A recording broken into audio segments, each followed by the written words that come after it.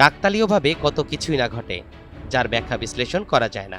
জাতীয় সংসদ নির্বাচন আছে এমন কিছু ঘটনা। নির্বাচনে ৩০০ আসনের এমন একটি আসন আছে যে আসনে যে দল জিতে তারাই যায় রাষ্ট্রীয় ক্ষমতায়, গঠন করে সরকার। একটু অবাক হলেন তাই না? হ্যাঁ, এমন একটি আসন চট্টগ্রাম নয়। আসনটি ভিআইপি হিসেবে পরিচিত, কারণ এই আসনে যে দলের প্রার্থী ভোটে জয়ী হন সেই দলই সরকার গঠন করেন। শুধু তাই নয়, সেই সংসদ সদস্য সরকারের মন্ত্রিসভায়ও স্থান পান। ১৯৯১ সাল থেকে অনুষ্ঠিত সবকটি জাতীয় সংসদ নির্বাচনেই এ চিত্র স্পষ্ট হয়েছে। তাই এই আসনে দলগুলো মনোনয়ন দেওয়ার ক্ষেত্রে প্রার্থীর গ্রহণযোগ্যতা ও পারিপার্শ্বিক অবস্থান পর্যালোচনা করে নেয়। আসুন একটু পেছন থেকে ঘুরে আসি। সাল ১৯৯১। এই আসনটিতে আওয়ামী লীগের এবিএম মহিউদ্দিন চৌধুরীকে হারিয়ে জয়ী হয়েছিলেন বিএনপির আব্দুল্লাহ আল নোমান। ওই সময় সরকার গঠন করে বিএনপি, আর আব্দুল্লাহ আল নোমান ওই সরকারের মৎস্য ও পশু সম্পদ মন্ত্রী হন।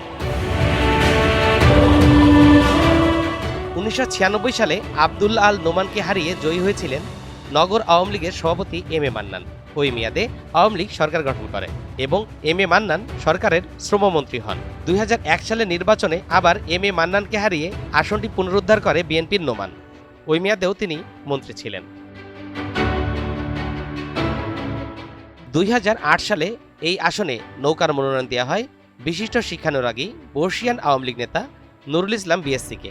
বিপরীতে ধানের শীষের মনোনয়ন পান শামসুল আলম, আর শিল্পপতি শামসুল আলমকে হারিয়ে নুরুল ইসলাম বিএসসি এই আসনে জয়লাভ করেন। আওয়ামী লীগ আবারও সরকার গঠন করে। প্রবাসী কল্যাণ ও বৈদেশিক কর্মসংস্থান মন্ত্রীর দায়িত্ব দেওয়া হয় নুরুল ইসলাম বিএসসিকে। এরপর আরও ৩টি জাতীয় সংসদ নির্বাচন হলেও এইসব নির্বাচন ছিল বিতর্কিত।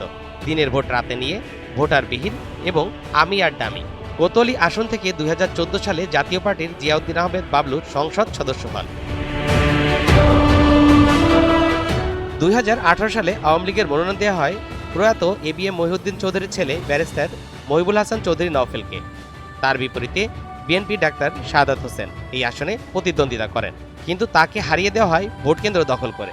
২০২৪ সালেও নওফেল মনোনয়ন পান, আর এই মেয়াদেও আমি আর ডামি ভোটেই তিনি নির্বাচিত হন এবং ২ মেয়াদেই তিনি মন্ত্রিত্ব লাভ করেন।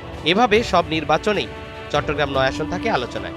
এবার এই আসনে বিএনপির প্রার্থী আবু সুফিয়ান, তার প্রতিদ্বন্দ্বী জামাত প্রার্থী একেএম ফজলুল হক। তরিকুল ইসলাম, এনটিভি অনলাইন।